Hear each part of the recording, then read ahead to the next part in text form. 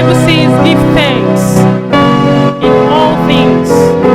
In everything we pass through, there's a space for giving thanks. And when you give thanks to Him, He displays Himself to you can't imagine how much He can display Himself in you. Because He is a great God. He made everything. He made the heavens. He made the hearts. He made heaven and heart. He made human. He made all things. Birds, flies, every animals, everything that lives inside waters, everything in the air. He's the one that made them all, and He's just displaying His ability.